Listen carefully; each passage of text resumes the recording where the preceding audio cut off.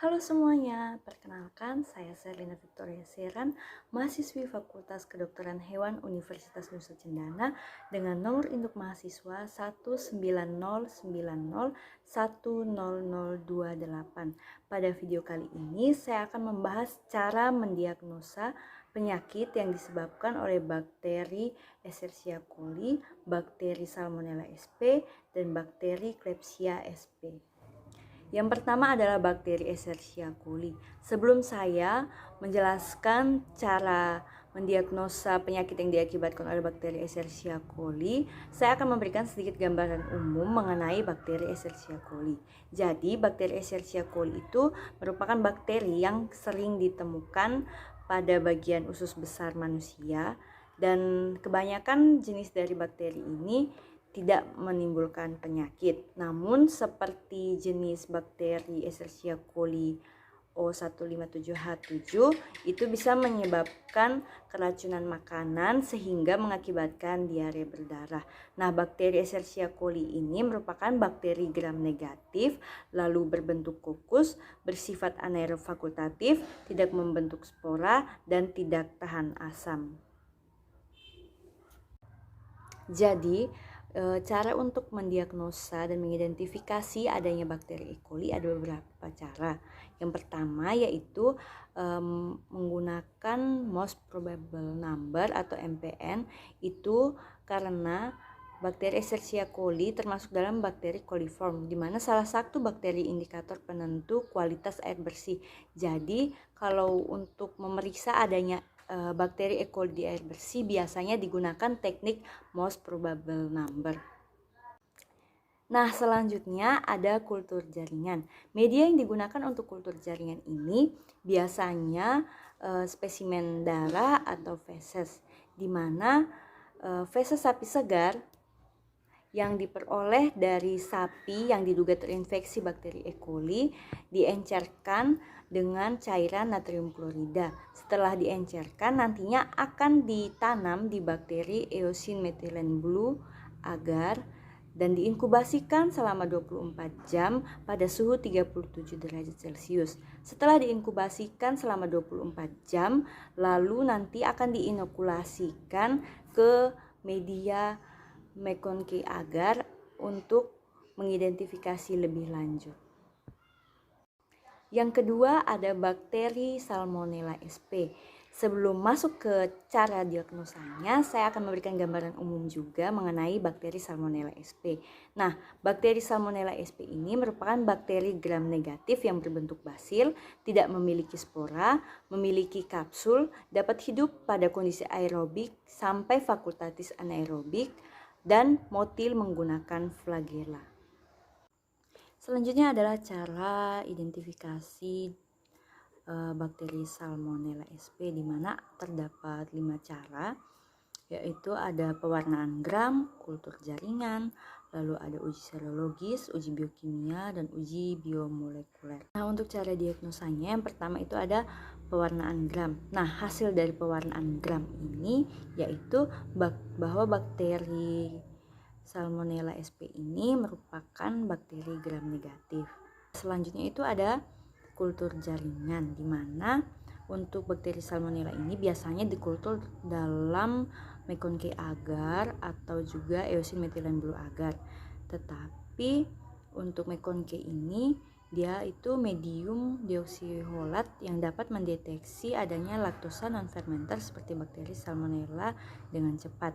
Namun, bakteri yang tidak memfermentasikan laktosa tidak hanya dihasilkan oleh Salmonella, tetapi ada juga Shigella, Proteus, Serratia, Pseudomonas, dan beberapa bakteri gram negatif lainnya.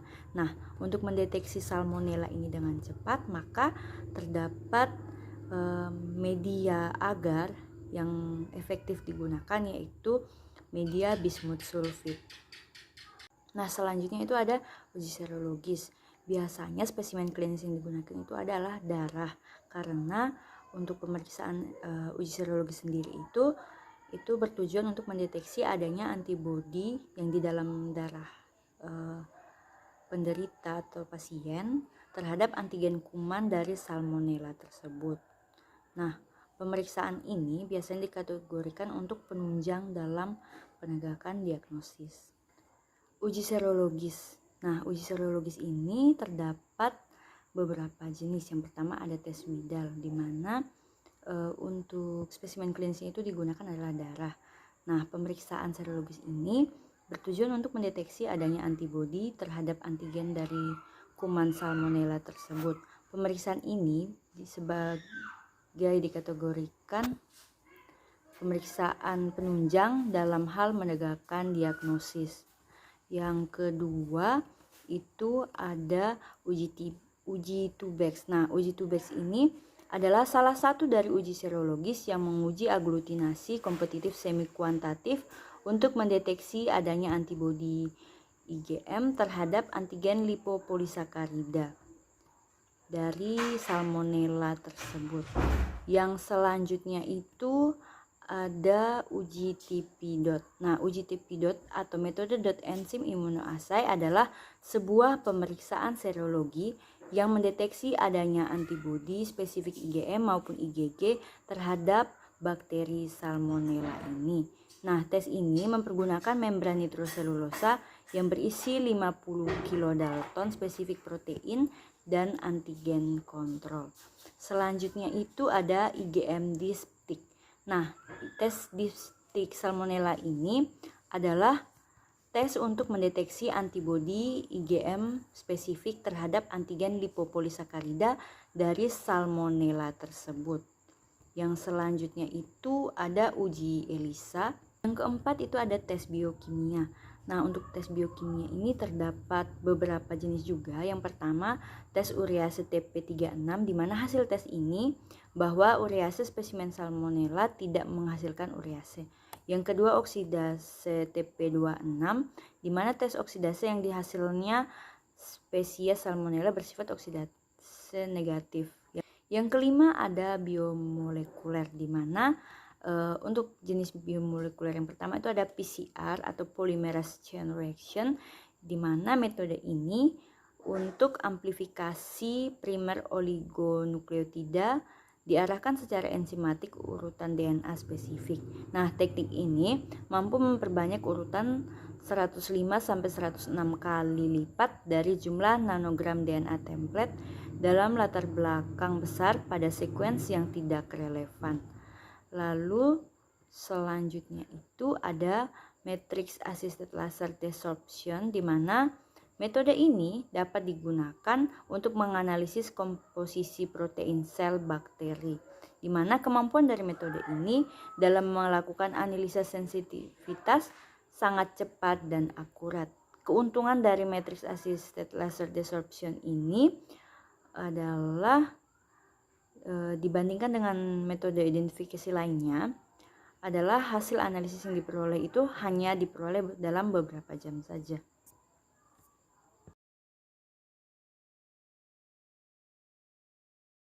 Yang ketiga itu ada bakteri Klebsiella sp, di mana bakteri ini merupakan bakteri gram negatif yang ditemukan pada flora mulut, kulit, dan juga usus, dan biasanya juga ditemukan dalam jumlah kecil di saluran pernafasan bagian atas.